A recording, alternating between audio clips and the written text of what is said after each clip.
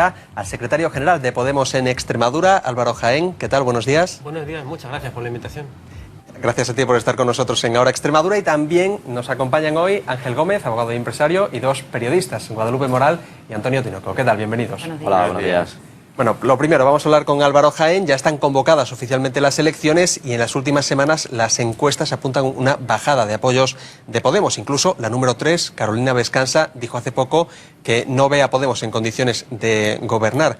¿A qué achacan esta bajada que se está dando en las encuestas? Bueno, seguimos pensando en lo mismo. Las encuestas no son más que encuestas y que muchas veces, y cuando estamos como ahora en pre-campaña, se utilizan como arma arrojadiza para decir, fijaos cómo el que preferís vosotros va más arriba, va más abajo, para intentar motivar o desmotivar al electorado. Manejamos otras, la verdad, y con un presupuesto más humilde estamos viendo que hay mucho más partido del que parece. Y que lo que estamos todos de acuerdo es que esa concentración de voto que hasta ahora existía en el país, en que el Partido Popular y el Partido Socialista se llevaban el 80% del voto, apenas va a llegar a la mitad. Por tanto, ese panorama ha cambiado por completo, el bipartidismo está claro que se resquebraja y hay partido. Y respecto a lo que dijo Carolina, ya reconoció que en la interpretación de sus propios datos dio un titular que era equivocado y que efectivamente había mucho más que hacer. Las encuestas, recuerdo que las europeas del año pasado les daban incluso un escaño solo, luego fueron 5, en las autonómicas también pasó algo similar, es decir, que la encuesta que vale es la del 20 de diciembre a las 12 de la noche y es la que vamos a por apostar todo y vamos a pelearla hasta el último día. Y hay partido también en Extremadura, una región donde solo ha habido históricamente diputados y senadores del Partido Popular y del Partido Socialista, en el que el resultado de las autonómicas a Podemos no le daría representación. Efectivamente, pero sabemos que con la ley electoral vigente y con la circunscripción también provincial, son dos cosas, la ley DON y por otro lado la circunscripción provincial, nos hace que los partidos que estamos en situación, que somos más nuevos por así decirlo, tengamos que pelear con la mano atada a la espalda. Pero insisto, creemos que hay una posibilidad real de conseguir un buen resultado. En las europeas en Extremadura alcanzamos apenas un 4 y poco %. Y después de las autonómicas del pasado mes de mayo, fuimos el segundo territorio en el que más creció el apoyo a Podemos de todo el país, solo por detrás de Aragón, llegando al 8%. Estamos seguros de que estamos trabajando bien, hemos presentado en la Asamblea 4 leyes, las únicas 4 que hay en la legislatura, seguimos trabajando en la calle, en asociaciones, en círculos, en asambleas y demás, y estamos de verdad seguros de que vamos a dar la sorpresa el día 20 de diciembre aquí también en Extremadura. ¿No cree que le ha perjudicado toda la negociación abierta con Alberto Garzón y con Izquierda Unida para conseguir una candidatura de Unidad Popular, el hecho de que no haya fructificado finalmente esa negociación? Yo insisto, sigo pensando que las encuestas pueden reflejar muchísimas cosas y las encuestas las ponemos en cuarentena, y como científico social sabemos que muchas veces hay una parte que es real, por ejemplo la intención de voto directa, y luego en lo que se refleja en el voto estimado hay una parte de cocina que el propio CIS lo reconoce. Vamos a verlo, estamos seguros de que hay partido y hay muchísimos más factores que intervienen o que inciden en lo que la gente finalmente pueda optar o lo que dice la encuesta, ¿no? Y está claro que Podemos estamos recibiendo todo tipo de improperios. Nos dijeron el 15M hace 4 años que teníamos que hacer un partido, presentarnos a las elecciones. No somos el 15 de mayo, pero cuando decidimos a afrontar la política institucional no te acogen de buenas maneras, sino que te acusan de cualquier tipo de disparate, como pasó en esta misma sala hace apenas unos meses, ¿no? Que el tema de debate no era política regional, sino que eran países que estaban a miles de kilómetros sin venir a cuento. Seguimos con la ilusión y con el ánimo intacto. Estamos medio convencidos de que vamos a dar un buen empujón a Extremadura también el día 20 de diciembre y a pelearlo ya por todas. Hablaba antes de la Unidad Popular. En Extremadura apenas se llegó a negociar. Claro, fíjate que en nuestro caso en Extremadura no es que tengamos un escenario político como en otras regiones, como en Cataluña o como en Euskadi o en Valencia, en el que hay un margen de apertura que te permite encontrarte con otras fuerzas políticas o con otras sensibilidades políticas. Y aquí en Extremadura, bueno, no hay tampoco muchísimo más. Hay otros partidos políticos que han salido de la Asamblea, que han recibido un castigo durísimo Izquierda Unida en mayo, y otras formaciones con las que hemos intentado buscar un espacio de encuentro, y vamos a ver si finalmente surge. En cualquier caso, como digo, nunca va a haber ningún tipo de acuerdo entre nada parecido a cúpulas ni élites, porque no hay tal, sino un acuerdo desde abajo a través de primarias abiertas, y si hay personas que quieren participar de esas primarias, que las hagan y veremos si hay algún punto de encuentro. Nosotros las hicimos en julio, tenemos que sacar el resultado de esas listas en apenas, calculo, 2 semanas, estamos esperando a que otros territorios acaben esos procesos de de comunicación con otros movimientos. Y como digo, en 2 semanas conoceremos qué candidatos van por Extremadura a pelear esa disputa para el 20 de diciembre. Pero está ya cerrada la lista en Extremadura. Está en proceso, como digo, está la Comisión Electoral trabajando en ello, aunque se presentaron en el pasado mes de julio, pero hasta dentro de 2 semanas será cuando a nivel estatal, todos a la vez, hagamos pública esa lista, así que vamos a esperar un poquito a que otros compañeros terminen su trabajo. ¿Y vendrá Pablo Iglesias en campaña a Extremadura? Porque fue en las autonómicas una de las comunidades a las que no pisó. Es verdad, y seguro que sí, estuvo otros compañeros también que vinieron por aquí. Y Pablo Iglesias seguro que se acercará, y más temprano que tarde. Yo creo que en este mes de noviembre le tendremos por aquí. Vamos a hablar de la región. Todavía no se han presentado los presupuestos. ¿Ha habido ya algún contacto entre la Junta y el grupo parlamentario de Podemos, teniendo en cuenta que su voto es prácticamente imprescindible para esas cuentas? El jueves pasado tuvimos pleno, pero fue hace 2 semanas, en el pleno anterior, cuando en un receso la consejera de Administración Pública y Hacienda nos invitó a que escucháramos lo que iba a ser un pequeño inciso en esos presupuestos. Y nos sorprendió, ¿no?, como la consejera, como Pilar Blanco, poco menos que estaba pidiendo disculpas o piedad por lo que iba a anunciar que iba a ser otra vez meter la tijera. No dio mucho más datos, anunció un recorte del 5% del presupuesto, que iba a aumentar los impuestos, después de que votaran en el Pleno que otra vez tendríamos, por ejemplo, impuestos como el canon del agua que grava el uso doméstico de ese bien, que nos parece completamente inaceptable, más cuando el Partido Socialista se opuso en febrero de este mismo año a ese impuesto del canon del agua que aprobó el Partido Popular. Y sabemos poco más, y sobre todo lo preocupante es que van con bastante retraso, y un partido político que está gobernando y que está en minoría, creo que tendría que acostumbrarse más al diálogo y al encuentro, y de momento saca decretos fantasma, o nos enteramos por ruedas de prensa, como digo, de que van a recortar el presupuesto el 5%, de que van a gravar impuestos. Se equivocan en esa estrategia, y esperemos que cuanto antes tengamos esos presupuestos, porque necesitamos conocerlos, estudiarlos y ver si presentamos o no una enmienda a la totalidad, que en absoluto lo descartamos. En cuanto a esos presupuestos, se habla de la subida de impuestos. El Partido Socialista dice que es para financiar la sanidad, que tiene un agujero y unas listas de espera, bueno, que ya se han conocido. ¿Aceptaríais esa subida si va destinado a eso? Fíjate, se lo planteamos el jueves pasado al presidente autonómico, a Fernández Vara. Si realmente tenemos un problema de financiación o de ingresos, que empiece por auditar la deuda de la Junta de Extremadura. Él mismo reconoció que en su anterior paso, en la etapa de gobierno hasta 2011, la dejaron en 2.000 millones de euros, y después de que pasara al Partido Popular la dejaron en más de 3.000 millones de euros. Hemos comprobado, incluso el propio gobierno lo ha visto con sus propios ojos, que si audita las listas de espera se da cuenta que en vez de 90.000 había 190.000 personas en listas de espera. Es decir, que había mucho más de lo que reflejaban los datos oficiales. Le invitamos, por tanto, a que, y hemos registrado en la Asamblea esa propuesta, para que audite las cuentas de la Junta. Tenemos que saber la contabilidad autonómica cómo está, para conocer realmente cuál es nuestro punto de partida. De momento la contestación ha sido veremos. Veremos significa no hay prisa por hacerlo. Ojalá el gobierno autonómico empiece a tomar decisiones complicadas, que no son nada fáciles, porque se va a encontrar seguro que si audita la deuda y va más allá de 2011, sino que va un poco más atrás, se puede encontrar con su propia gestión anterior, que me temo que es lo que no quiere afrontar. Vamos a esperar a ver si en las próximas semanas nos da una sorpresa y anuncia que va a auditar las cuentas de la Junta, esa deuda de la Junta, para saber realmente cuál es nuestro punto de partida. Pero hablando de impuestos, el Partido Popular ha criticado que no se sumen a ellos en una propuesta para intentar frenar esa subida.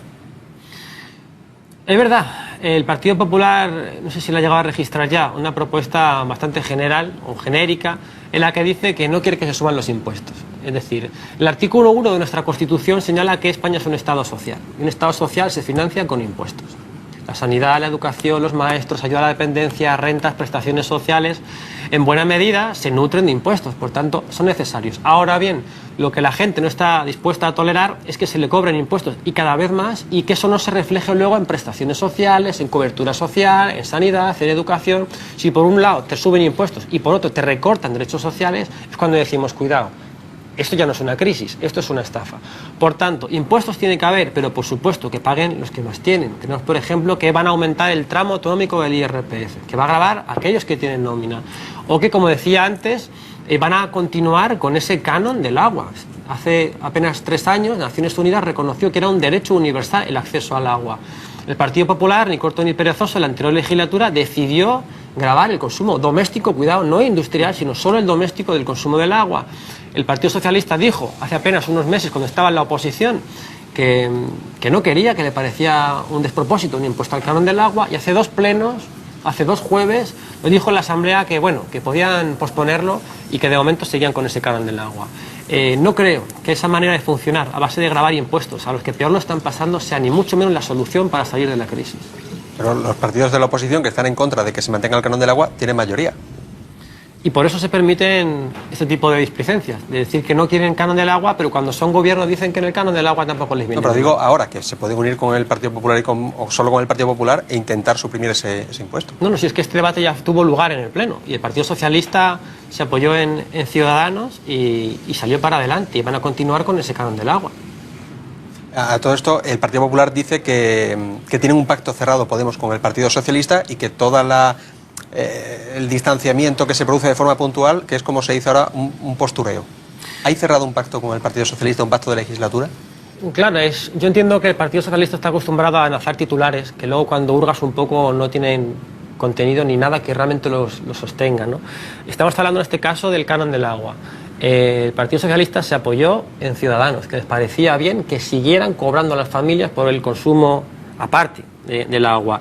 El Tratado de Libre Comercio, el TTIP conocido, el que es otra vez más un paso hacia trocear lo poco que nos queda de soberanía, se puso de acuerdo en la Asamblea el Partido Popular con el Partido Socialista.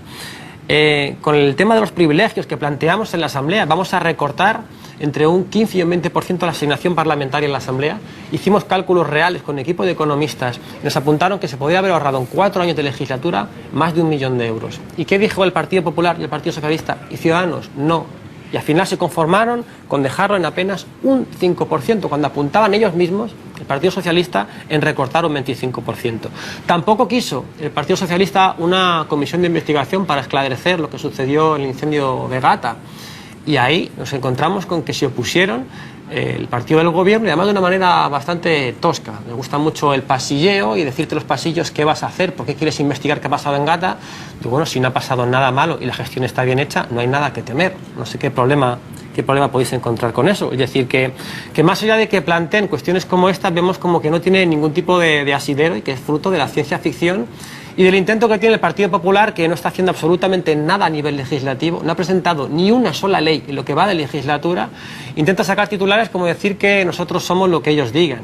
Y hacen pues, estruendos, como hace una semana que cuando se presenta en el Pleno una propuesta de solidaridad con personas que de manera pacífica reivindicaron el acceso a vivir con un mínimo de dignidad, ni corto ni perezoso se levantan del escaño y se van. Pues estaría bien que aplicáramos sus propias reformas laborales y si no vienes a trabajar no cobras.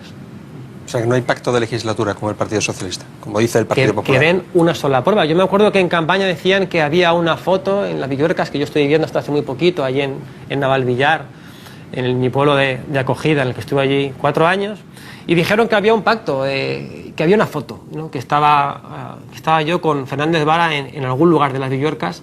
Hemos pedido muchas veces que sacaran esa foto, una foto que no pueden sacar porque no existe. Por tanto, el Partido Popular se pone de acuerdo con el PSOE en lo fundamental, como cuando nos cambian la Constitución, que era de todos, y aquella noche de verano deciden cambiar el artículo 135 para dar prioridad al pago de la deuda por delante del gasto social. O cuando van al Parlamento Europeo y votan el 80% de las propuestas de manera conjunta. Insisto, es un titular que no tiene ningún tipo de fundamento detrás y creo que deberían de ponerse a trabajar.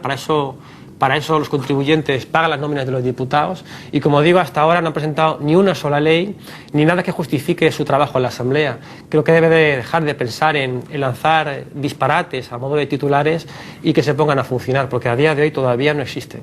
Hablando de leyes, han presentado ustedes una reforma de la Ley de Renta Básica. La Junta ha anunciado también un decreto de medidas contra la exclusión social que incluye también cambios en esa renta básica, por ejemplo, para eliminar el silencio administrativo o que el silencio administrativo sea en este caso positivo, y también para evitar las convocatorias, que hacer una convocatoria única. ¿Habría posibilidad de acuerdo entre esas propuestas de la Junta y las que recoge su propuesta de ley? Sí, empiezo por el final. Es verdad que ahora reconocen el silencio positivo, es decir, que cuando una persona solicita una renta básica, si pasa un plazo determinado y no recibe respuesta, antes significaba un no y ahora va a significar un sí. Inicialmente parece que está bien y que es una buena idea. Ahora bien, vemos como, por ejemplo, cuando presentamos la ley de procedimiento de emergencia ciudadana y la registramos en la Asamblea, que no tenía coste adicional, que lo único que planteábamos es que, como explicábamos aquí hace poco, de la misma manera cuando una persona tiene un problema de salud, acude a un servicio de urgencias para que inmediatamente se le pueda atender. Cuando una persona tiene un problema de necesidad muy grave y que tenemos en Extremadura, como dice Cáritas, 88.000 personas en pobreza severa y que la mitad de los desempleados están tirados en la cuneta sin ningún tipo de prestación, que tenga una manera de agilizar ese trámite y sea atendida su solicitud de manera inmediata.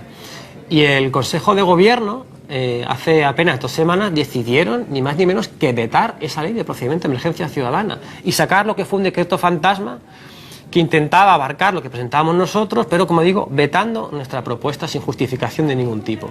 Otra vez más, el partido del Gobierno no entiende que está en minoría y que tiene que encontrarse, que tiene que abrirse al diálogo, tanto en Extremadura como a nivel nacional, como antes planteábamos. De cara al 20 de diciembre, lo que tenemos todas y todos seguro, todos los extremeños y las extremeñas, es que el panorama y el reparto del voto no va a tener parangón en los últimos 25 o 30 años, más bien 30 años en el país. Y parece que el Partido Socialista todavía no acaba de entenderlo. ¿Qué tal es su relación con Fernández de Para?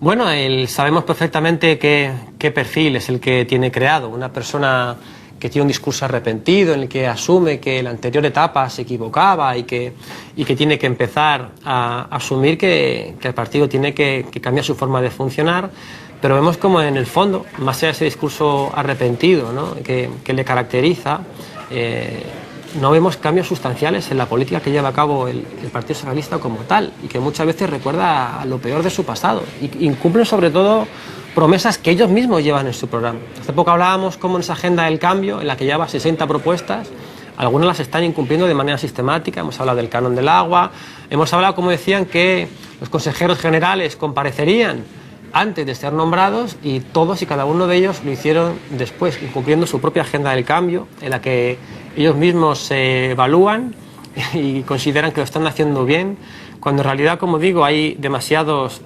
incumplimientos en transparencia. Tampoco quisieron ni más ni menos que elecciones al campo. Decíamos que había un pacto. En la Asamblea se opusieron a que después de 12 años que no hay elecciones al campo, siguiera sin haberlas, y votaron en contra en la Asamblea. ¿Cómo se explica que un partido que dice ser democrático se niega que en este caso haya elecciones al campo? ¿Hablan mucho? No, hablamos bastante poco. Es decir, yo me acuerdo a lo mejor en algún momento en la Asamblea hablamos de, pues mira, te va a citar a los portavoces parlamentarios, la consejera de Administración Pública, para explicaros sucintamente lo que van a ser los presupuestos, y muy poquito más. Pero insisto, más allá del trato personal, tiene que ser un diálogo con los partidos políticos, sentarnos y decir, tenemos que hacer unos presupuestos, vamos a tratar sobre cuestiones que atañen a toda la región. Ese diálogo real es el que no tenemos. Desde que les convocamos en aquella reunión que está ahora mismo en pantalla, tanto en la Corrala como después en la Asamblea, que fueron propuestas nuestras y que fueran grabadas y que fueran emitidas, no hemos visto un diálogo similar a ese en ningún caso, y digo que nos preocupa bastante, la verdad. ¿Con Monago? Monago no está. Monago no está. El Partido Popular es que no está haciendo nada de oposición. Yo recuerdo declaraciones de Cristina Teniente diciendo que el único partido que está haciendo oposición es el Partido Popular. Y uno abre la página web de la Asamblea y cuando comprueba que las 4 leyes presentadas son nuestras, dice, bueno, ¿qué fundamento tiene esta declaración? No hay ninguna. Yo creo que Monago es consciente. Incluso las propias encuestas recientes decían que era el líder político peor valorado en Extremadura después de 4 años de gobierno. Tengo la sensación de que el Partido Popular le va a costar mucho volver a gobernar en Extremadura. Han dejado un rastro de dolor, de exclusión social, de pobreza, que le va a costar mucho convencer a la gente de que fue fruto de ese clima o de ese fenómeno meteorológico que puede ser la crisis. Y de momento creo que sigue lamiéndose las heridas del pasado 24 de mayo, están bastante descolocados. Bueno, vamos a abrir mesa, Ángel. Sí, hola, buenos días. Bueno, escuchándole, la verdad es que se alegra de que Podemos esté en el Parlamento, porque si el PSOE que tiene que gobernar no gobierna y el PP que tampoco hace oposición, menos mal que estáis vosotros, porque si no nadie estaría haciendo nada en el Parlamento desde que empezó la legislatura. Yo tengo algunas curiosidades, ¿no? Una más en clave personal regional, ¿no? Porque se supone que usted es alguien que llega a la política de forma reciente y nueva, ¿no? ¿Qué le ha sorprendido? ¿Qué le ha sorprendido, qué le ha llamado la atención, qué le ha descolocado, o si todo es como como esperaba, ¿no? Desde el punto de vista de un político recién llegado a este escenario que a uno desde fuera se le antoja complicado. Y luego tengo otra en clave más nacional europea, y te la lanzo, que es una de las posturas que el líder de Podemos a nivel nacional siempre ha defendido, es el tema del impago de la deuda, ¿no?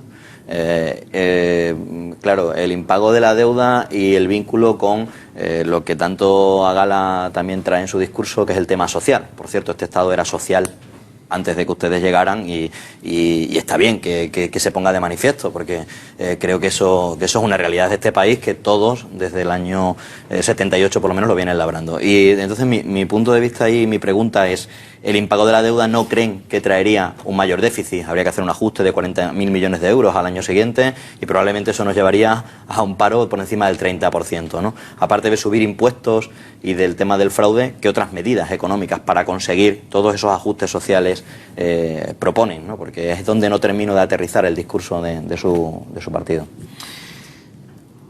Bien, tres cuestiones. La primera que planteaba, el tema de qué nos ha sorprendido, ¿no?, cuando hemos llegado a la política institucional. Quizá la que más nos ha llamado la atención es cómo, por ejemplo, a partir de las 3 de la tarde la asamblea se queda vacía. En las oficinas prácticamente no hay nadie. Como digo, si realmente los partidos políticos consideran que tienen que remangarse y ponerse a trabajar, creo que hay que echarle un poco más de horas. Y eso es una cuestión que los propios trabajadores de la Asamblea reconocen, que incluso hace poco un diputado de otro partido político nos reconocía que éramos el grupo parlamentario trabajador por excelencia. Y creo que sencillamente trabajar es algo que quizá se nos ha olvidado un poco en las cámaras legislativas. Y sí que nos llama un poco la atención efectivamente eso, que había cierto acomodo, cierta sensación de que no hacía falta a lo mejor trabajar tanto, sino que con estar de 9 a 3 y además con unas nóminas que, como decíamos, son exorbitadas teniendo en cuenta la renta per cápita que tiene Extremadura, por eso planteamos sencillamente una rebaja en el sueldo, que no era sencillamente un castigo, sino ajustarlo un poco, como digo, al modo de vida que tienen los extremeños. Una persona, si quiere ser representante de una ciudadanía, no creo que pueda vivir infinitamente mejor. Ahora mismo hay cantidad de personas que se están desollando las manos, cogiendo castañas a ver si las pueden vender a poco más de 2 euros el kilo, que después van a estar a jornales variando por poco más de 40 euros el jornal, y que los responsables de esa gestión estén cobrando más de 4.000 euros al mes. Creo que no nos parecía razonable, y que por tanto planteamos, como hacíamos nosotros, cobrar 3 salarios mínimos, 2.000 euros. En Extremadura con 2.000 euros se puede vivir bastante bien.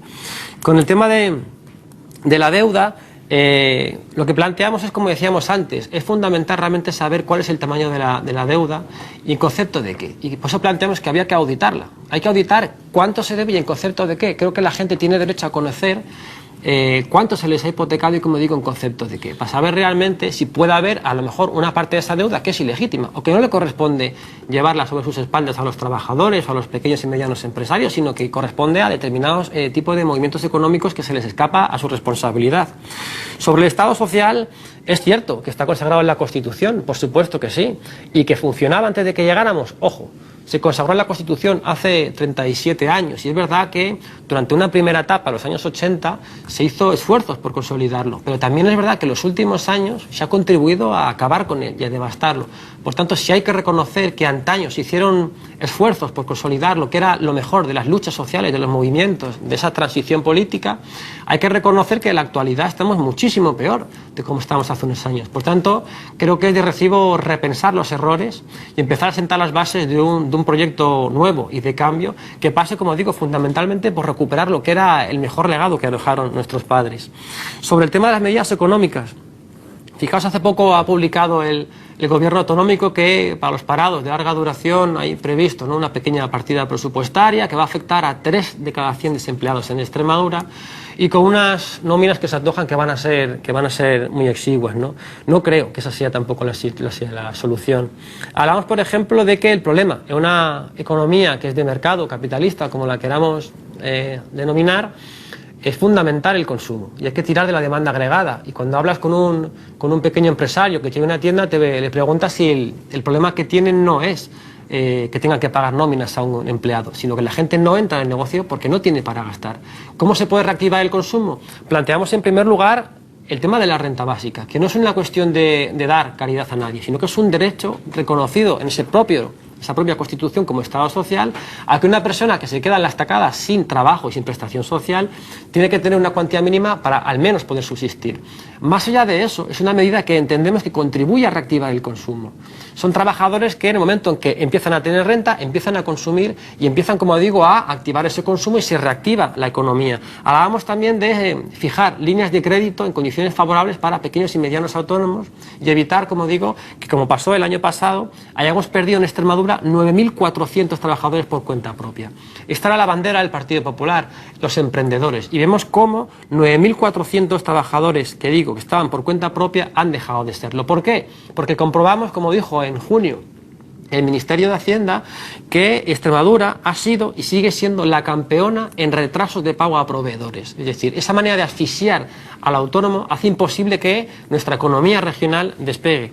Y por tanto, y veamos el último dato y termino, lo que ha crecido en la región ha sido el empleo público, 5.200 trabajadores públicos más. Vamos a intentar combinar el empleo por cuenta propia y por otro lado el empleo público para intentar, vía consumo, levantar la región. Creo que se puede hacer más de lo que se está haciendo y de momento estamos, como digo, a la espera. Yo también quiero hacerle un par de cuestiones que le lanzo seguidas. Una más personal, ha estudiado ciencias políticas, conoce la política desde la teoría y desde hace prácticamente medio año desde la práctica también, especialmente desde los últimos 3 meses. ¿Qué diferencia hay entre el Álvaro Jaén anónimo, el que estudiaba la política, y el que la practica ahora? Y en la segunda pregunta, también es sobre diferencia. ¿La geometría parlamentaria les ha dado el mismo papel que a Izquierda Unida en la anterior legislatura, con la llave del poder? ¿Qué diferencias existen y existirán en su gestión, en su apoyo, digamos, que fue el que le dio para gobernar al PSOE, y entre la abstención de Izquierda Unida al PP? Y si se arrepiente, si ahora mismo volvería a votar al PSOE después de la situación que ha planteado, ¿volvería a votar al PSOE para el poder? Gracias. Qué interesante la primera pregunta, la diferencia entre lo que es la teoría de la ciencia política con lo que es la práctica. En lo personal que me preguntabas, bueno, la vida te cambia porque estás en el pueblo. Yo estaba cobrando el subsidio, estaba preparando la tesis, estaba trabajando cuando podía en una finca repoblando, luego estuve en una escuela de adultos dando clase, como auxiliar en el ayuntamiento. Es decir, que estaba como decenas de miles de jóvenes que estaban trabajando y como el resto de trabajadores que están intentando hacer lo que pueden para llevar dinero a casa y para poder que su familia salga hacia adelante. Más allá de eso, lo que te cambia la vida es que sencillamente este proyecto llamado Podemos de Cambio consistía en asumir las riendas de nuestro propio destino y habíamos comprendido que si seguíamos delegando la política en que los viejos partidos de siempre, que son parte, entendemos, del problema, iban a ser parte de la solución, estábamos equivocados. Y te das cuenta que en la sociedad hay cantidad de personas preparadas, formadas, con capacidad, con determinación, de distintos sectores, y nos encontramos con agricultores, con ganaderos, con médicos, con maestros que dijeron: tenemos que empezar a construir una alternativa preferible a este despropósito. Por tanto, lo que te cambia es que de repente te ves en un proyecto cargado de ilusión, de capacidad, y que ese relato que era de derrota se convierte en una alternativa que estamos, creo que, demostrando que es preferible y que se puede construir de la mano. Te cambia, y termino, que tienes que dejar el pueblo. Yo soy mucho de estar en mi pueblo, con mis vecinos y en casa, y te tienes que mudar a Mérida, que bueno, no es una ciudad, pero son mucho más habitantes. Pero más allá de eso, bueno, no pasa nada. Son cuestiones laborales, como cualquier trabajador tiene que mudarse, irse a donde está el trabajo y lo asumes, y encantado de estar aquí. Por otro lado, el tema de la investidura. Claro, yo creo que hay que diferenciar en primer lugar lo que es un pacto de investidura y lo que es un pacto de gobierno. En la legislatura anterior sí que comprobamos cómo había un pacto de gobierno explícito del Partido Popular e Izquierda Unida. En nuestro caso, ¿qué fue lo que hicimos? En nuestro documento político no contemplaba que en el caso de que no hubiera posibilidad, como era nuestro caso, de pacto de gobierno, no se hiciera una consulta pública. Llevamos, como digo, como referente el consultar a la gente que participa de este proyecto en aras de la democracia y de la transparencia qué quieren que hagamos con este proyecto. Entonces sometimos, sin tener por qué hacerlo, a consulta pública. Sí, el día del pasado mes de julio, cuando tomaba posesión Fernández Vara, pulsáramos el botón del sí, del no y de la abstención. Lo consultamos a la ciudadanía y participó la gente diciendo que efectivamente teníamos que votar sí. Bien, ¿es un sí a un pacto de investidura? No, es un apoyo a la investidura. ¿Qué significa eso? Reconocer sencillamente quién ha ganado las elecciones. Y pongo a usted cuanto antes a trabajar. Es decir, eso fue lo que se apoyó. Ahí no hay pacto de gobierno. Podemos no tiene ninguna consejería, ninguna dirección general, no tiene nada. Y como digo, y hemos planteado antes, estamos haciendo oposición real, mientras que otros partidos están desaparecidos en la oposición del arco parlamentario. ¿Qué diferencia? Les preguntaba, ¿qué diferencia hay con Izquierda Unida en la anterior legislatura? Que no existe pacto de gobierno. Es que no hay pacto de gobierno. Estamos, como digo, en la oposición.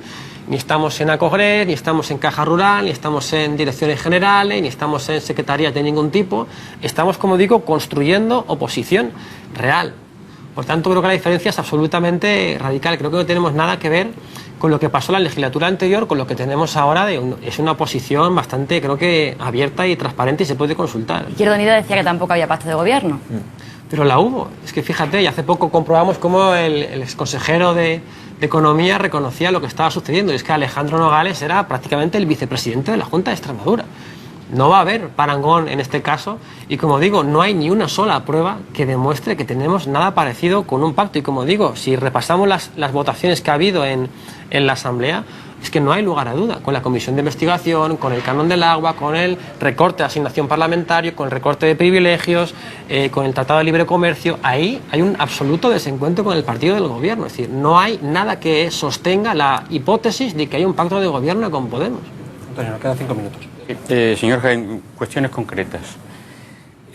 ¿Cuáles son las líneas rojas del presupuesto para ustedes? Es decir, ¿votaremos a favor o nos abstendremos? ¿Dejaríamos pasar los presupuestos si se cumplen estos requisitos?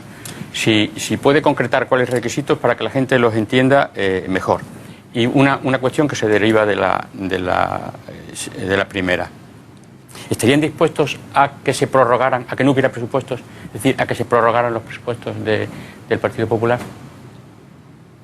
Pido brevedad, Álvaro. Sí, gracias, Antonio. Las líneas rojas, yo creo que sobre el papel, hasta que no tengamos los presupuestos, es complicado decirlo. ¿Y por qué los pongo? Es muy sencillo. Si preguntas ahora mismo a cualquier partido político esta misma pregunta, te dirían educación, sanidad, empleo, estado social, y no habría diferencia ninguna. Y la gente que nos ve en casa diría, ¿y cuál es la diferencia? Por tanto, cuando los tengamos realmente es cuando vamos a ver cuál es el proyecto político que tiene cada partido. Sobre el papel, como digo, todos podemos coincidir lo mismo en ese artículo 1 de la Constitución sobre el Estado social. Por tanto, ¿de qué te voy a hablar? Empleo. Punto número 1, empleo de calidad. Y empecemos a pensar en derogar, en lo que tengamos transferido a la comunidad autónoma, lo que son las reformas laborales, que han dejado un reguero de desempleo y de precariedad y de temporalidad que han demostrado que son un absoluto fracaso. Sanidad. Hemos planteado de inicio que con un 6% del presupuesto en sanidad se podría blindar nuestra sanidad y, por supuesto, mejorando la gestión. Educación, otro tanto de lo mismo, pero lo más importante, insisto, tenemos que ver una voluntad decidida del Gobierno por auditar la deuda que tenemos en la Junta. Sabiendo cuál es el punto de partida y sabiendo cuáles son los presupuestos, podemos presentar quizá una enmienda a la totalidad que, como digo, en absoluto la descartamos, pero sobre una fuente real y fidedigna, no como ahora que es un brindis al sol, que sin tener presupuestos no podemos presentar nada, y creo que el Gobierno tampoco que sea real, como digo, porque no tiene asidero en datos que tengan ningún tipo de rigor. Una vez que los tengamos, tendremos, como sabéis, 5 días para presentar enmienda a la totalidad, si así lo asumimos, y con un bisturí empezar a abrirlos y ver realmente qué vamos a presentar y qué vamos a defender. Creo que, como digo, si la consejera de Administración Pública de Hacienda ha anunciado recortes, me temo que los presupuestos, y viendo cómo los están posponiendo, van a ser tremendamente duros. Así que es muy probable que haya un desencuentro, pero no solo con Podemos, sino seguramente con todas las fuerzas parlamentarias. Perdón, cabría la posibilidad incluso de que no hubiera presupuesto y de que se tuvieran que prorrogar los del partido que ha perdido las elecciones. Vamos a ver qué presenta. Cuando uno ve cómo el Gobierno está retrasando la presentación de esos presupuestos, intuyo que, evidentemente, la coyuntura de las elecciones generales es una parte que ayuda a entender el porqué. Seguramente van a presentarlo lo más tarde posible para decir, fijaos que tenemos elecciones, que nos come el tiempo, tenéis que decir sí a lo que estamos presentando. No nos van a engañar. Vamos a dedicar el tiempo que sea necesario para sacar unos presupuestos que sean buenos para la región. Y si tienen que ser a últimos de diciembre o a primeros de enero, no será responsabilidad nuestra. Como digo, van ellos con bastante retraso. Por tanto, creo que esa responsabilidad le toca asumirla al Gobierno. Pues Álvaro Jaén, secretario general de Podemos, muchísimas gracias por estar este martes en Ahora Extremadura. A vosotros, un placer, encantado de estar aquí. Vamos a hacer una pequeña pausa y enseguida seguimos aquí en Canal Extremo.